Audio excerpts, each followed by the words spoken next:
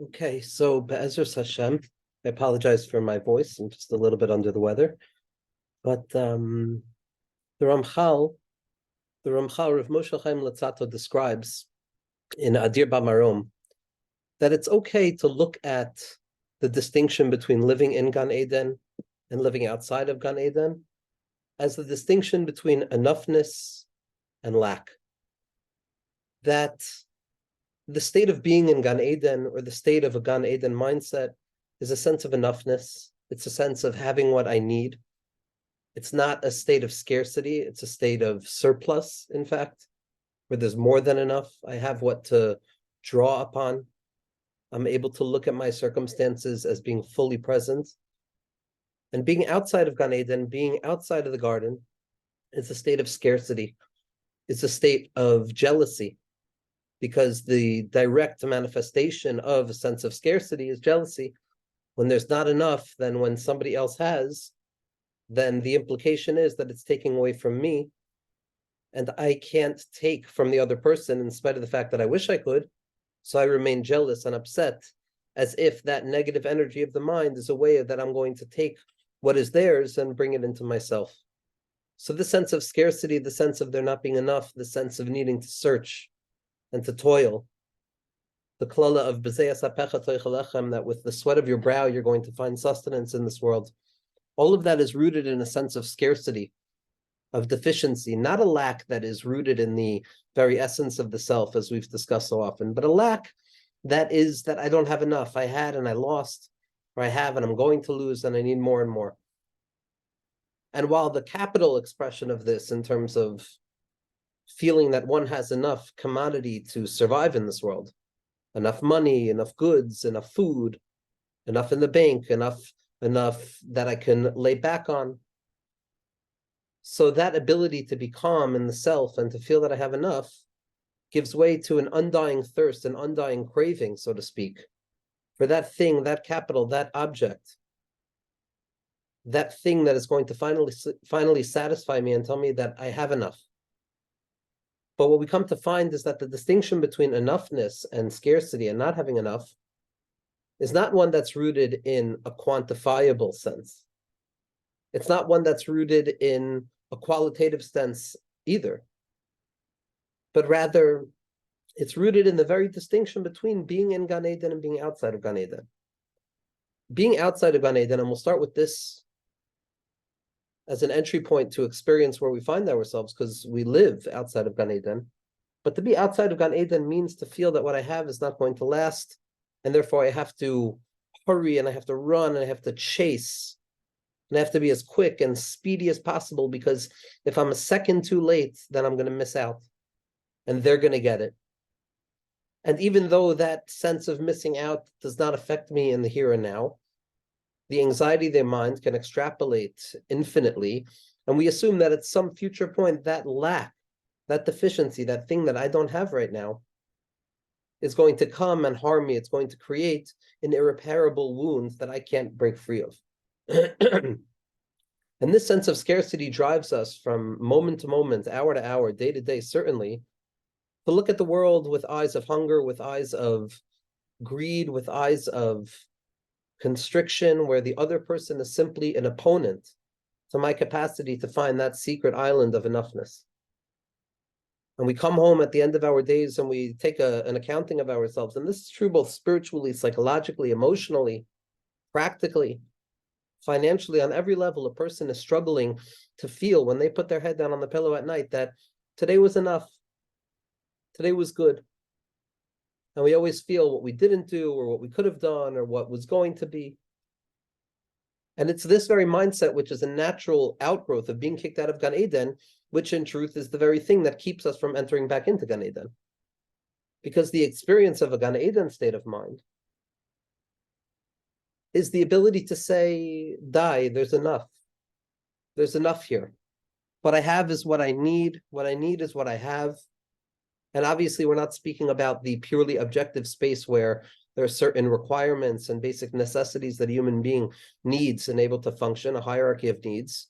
And Kolzman, that those basic functioning hierarchies are not met, then the question of inner sense of contentment versus hunger is insignificant. So we're talking more in an abstract, spiritual sense of the matter. But the sense of die, the sense of enoughness, is the recognition that I don't need anything else in order to find that point within myself to be okay with who I am in this moment. I don't need to find something external to rely upon, to feed me, to try and fill that craving that I have, because in truth, the craving that I have is rooted in the only possible thing which can possibly give me comfort and satisfaction from that craving, which is the part of HaKadosh Baruch Hu that expresses itself through me. That the reason that a person walks around in this world as if they don't have enough is because be'emes, nothing is enough. The only thing that's truly enough is HaKadosh Baruch Hu. As the mashal from Chazal tells us, that there's a princess who marries a villageman, and this village person tries with all of his might to give of himself in every level, to give of the delicacies of what he can provide, to give his best self in the most earnest way possible. And the princess remains dissatisfied, and the princess remains stuck in her craving and her dissatisfaction.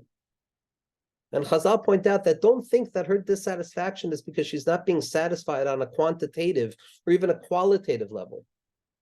He's giving everything he can. We give everything we can to HaKadosh Baruch Hu, to our neshama. But at the end of the day, it's just simply a different reality. The pleasures, the benefits, the light that a person can offer the neshama in this world is simply never going to be enough to satisfy that notion that all we want is to be mistavik to HaKadosh Baruch Hu. And so Gan Eden is not a state of not having any sense of a lack. It's recognizing that the very craving for HaKadosh Baruch Hu that I have is going to be satisfied when I embrace that craving that exists within myself. That I desire more of HaKadosh Baruch Hu, and therefore I'm not necessarily going to be satisfied fully. And in that recognition, then we have the ability to learn to say, this is enough right now. It's enough right now. What the other has doesn't matter. What the other does doesn't matter. What it appears that the other is experiencing doesn't matter. My only job with relationship to other people is to be the best that I can to them and to ensure that I don't cause them any pain. And to allow myself to continue to try and forge significant relationships with those that I choose to, and to not be jealous about other people. First and foremost, we learn to let go of the eyes of jealousy and that ayin ra that looks at what another person has as if we need it, and every second that they have it, they're taking it from me. This is an element of die, of enoughness, of realizing that I am enough, that I don't have to do anything to prove my value to HaKadosh Baruch Hu. I don't have to validate my existence. I am enough because I exist here right now. Neshama shenasat bi tahirahi. Chazal describe these two polarities of experience when it comes to describing the name of Shakai, Shin Daled Yud, which is rooted in the idea that it's enough. So Chazal offer two interpretations of the word Shakai means, Shin Daled Yud. On the one hand, Shakai means that the world was expanding and expanding and expanding and expanding. A perception of there is never enough, there's no limit, there's no stopping point. It's an endlessness of things that drives a hunger and a desire to capture more and more, because if there's such a quantitative growth and other people have so much, then why shouldn't I try and have so much? And it expands and it expands and it expands and it expands the person's point of contact with themselves to the point that we find ourselves in pizur nefesh and bilbul hadas, confusion of the mind, no longer even knowing what it is that we want anymore, but just this endless yearning for things that are perpetually expanding within the horizon of my mind, which leaves a person fundamentally dissatisfied unless it is rooted directly and properly in the service of HaKadosh Baruch Hu. But this sense that the world is mispashet and everything is expanding is so overwhelming that Hashem had to say to the world, die, it's enough, stop. There has to be a limit. There has to be a limit. Things can't be infinite. Because otherwise the human appetite to be elsewhere and to feel something else and to have more and to capture more would be endless as well. So HaKadosh Baruch Hu said to his world, die. Hashem offers us the medicine for this pizur nefesh that is consistently and constantly searching for more outside of itself. But then Chazal, they don't only describe the symptoms, they don't only describe the condition, they also offer us a cure. And the other way that Chazal described the word shakai, shaddai, Shin Daled Yud, the name of HaKadosh Baruch Hu, is sheyesh dai be'elokusa l'chol bria v'bria, that there's enough godliness for each and every person. Over here, it's the second gesture of enoughness. It's a return back to Gan Eden. Not only don't you have to chase outside of Gan Eden anymore, but you can learn to live in Gan Eden. How? By realizing that there's enough of me for everybody. HaKadosh Baruch Hu does not dissipate when others have a grasp of him. There is a perpetual amount available because it is the truest expression of infinitude. And not only that, but each and every person has their own chelak of it. And each and every person's chelak is a kol. It's everything. And that there's enough. What the other person has does not detract ever from what I have. Never. It has nothing to do with me. It's another universe. It's another vision. It's got nothing to do with me, as the Ibn Ezra says by the Asar Sadibros, by Lo Sachmod. How can I be commanded, Lo Sachmod? How can I be commanded not to desire that which is somebody else's? It's an emotion. Zakta Ibn Ezra, that it's not learning to tame your emotion. It's realizing that it's not mine. If I don't have it, it's not mine. It has nothing to do with me. And it doesn't take away from what I have. There's enough. Hashem, you're here with me. I can begin to look at other people with eyes of Sever Panim Yafos, not being afraid, not being jealous, not being territorial, not feeling that they're doing what I should be doing, and if only this, if only that. But rather, there's enough right here, right now. And how do we tap into this? How do we tap into this mindset? So HaKadosh Baruch Hu has given us a mitzvah of mezuzah. That reminder that we affix at the liminal points of entry and exit, where we enter inside from the outside and when we exit outside from the inside. The doorposts of our lives, those moments of forgetfulness, as the tzaddikim of Ishbitz and Radzin say. Hashem affixes for us a mezuzah that comes from the language of zuz, of commodities, that are perpetually moving away from one person to the next. Nobody owns anything. It's not theirs, it's not ours, it's not his, it's not hers, it's nobody's, it's HaKadosh Baruch Hu's. And what that creates in the mind is this perpetual desire to zuz, to move from here to there, zuz. To move, thinking that that's going to satisfy me. Thinking that that's where I'm going to find the sipuk hanefesh that I need.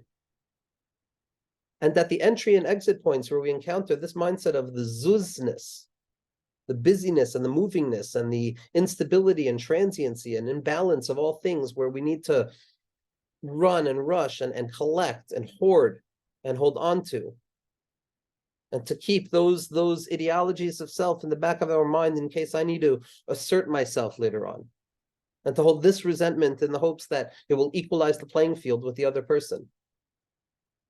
We need silence from that, and the mezuzah reminds us. It says, Shakai, be still, be still, be still. There's no hunger, there's no anger, there's no lack. Be still. And when a person puts their hand on the mezuzah and they look at that shlish ha'elyon, that point of vision that is still within vision, but it points to that which is beyond my vision, I put my hand on that mezuzah and I think to myself, sheyesh dai be'elukusa l'chol bria v'bria. When I walk into this room right here, right now, wherever I'm coming from or wherever I am going to take a minute by thinking about the mezuzah, to think about the name Shakai, to try and even envision the letters Shin, Daled, Yud, to tap into that place of enoughness and to say, whatever I find in this room of my life, whatever I find in there, it is enough. I have enough. I am enough. It is enough. They are enough. When I enter into this place, this Kodesh HaKadoshim of my home, after a long day of being busy, and I put the phone down and I put everything down, the mindset needs to be, they are enough, it is enough, the children are enough, the love is enough, the home is enough, the food is enough. It's all enough, because the enoughness, once we're no longer talking about the fundamental necessities of survival, where again we said the Torah doesn't touch there. That's sakana. But over here, kol zman that a person has something, it's enough. This is the secret of Rabbi Nachman's story, the Chacham and the Tam. It's enough. It's all enough. And to close the eyes and to imagine in whatever way a person can, Shin, Daled, Yud, the fact that HaKadosh Baruch Hu has given us a mitzvah to affix a mezuzah, and that the mindset should be when I walk into this room, whatever I need is here. It's enough. I don't need to look elsewhere. And this is the ultimate secret of the fact that the only satisfaction a person is going to have is the one that emerges from within their encounter with the Chelek Elokai Mimal within, the truest element of the self, where even though I know I can never be enough because HaKadosh Baruch Hu is the only thing that is capital E enough, nevertheless, that's okay. And Sameach B'Chelko, and I uncover the secret that the part is equal to the whole, as the Torah Chacham teaches us. And in truth, the part is everything. And that when I feel that it's not enough in the highest sense of it, that's specifically how I tap into it being enough. But the fact that the answer to the question very often lives within the self. And when there's a need to move beyond the self, it's very often to come to find that the answer still remains in the self. That after Eov is going through all of his suffering, the book of Eov, which is such a painful book, but in Pnimius HaTorah, in Chassidus and Kabbalah, becomes a source text of so many of the fundamental ideas we build ourselves upon. And after the attempt to satisfy the pain and to live in the pain, the unthinkability of the suffering and the answerability to the suffering, after all is said and done, out of frustration, they stand up and they say, Achen ruachu be'enosh, v'nishmat shakai tavinem. It turns out that in truth there is a spirit of God that moves within man, Achen ruachu be'enosh, v'nishmat shakai tavinem, and their understanding is in truth the breath of godliness as identified with the Shem, Shin Daled Yud, that exists within them. Meaning to say that the very questioning of our own hearts, the very contemplation of our own minds is in fact the movement, the murmuring of Nishmat Shakai Tavinem, of the fact that Hashem has given me what I need in this circumstance to feel that I'm enough, to be okay in this moment. And when a person feels beseder in that moment, when a person feels that enoughness, we can begin to understand why in Aleinu L'Shabeach, L'Sakin Oilam B'Malchut Shaddai, there's so many names of HaKadosh Baruch Hu. There's so many higher names. But this name, Shakai, which points to the essentiality, the fundamental foundation of all things, the Even HaShasiyah, the Rekiah, the Iker, the Yesod, that stands at the heart of all things. Why this name? L'Sakin Oilam B'Malchut Shakai. And we begin to understand that what we need in our lives so desperately is the ability to feel okay, to feel enough in this moment, to feel that I am enough, they are enough, it is enough, we are enough. And in the coming of Mashiach and the personal arrival of Mashiach that takes place any moment of a person's life that they so choose to open the door and to put their hand on that mezuzah and to tap into that sense of enoughness. So then we begin to understand the Malchut Shakai, that we should live in a place of enoughness. We should live in a place where our sense of enoughness doesn't terrify us that, oh no, I'm going to be too okay, and that we realize the secret that when I'm okay, I still have to continue to try and feel even more okay, and that there's never going to be a time where Yid just sits idly by. Our minds are too active, they move too quickly. We have to learn to utilize the mezuzah, Shin, Daled, Yud, to think even for a second, to find that secret of enoughness in our lives, Be'ezus Hashem.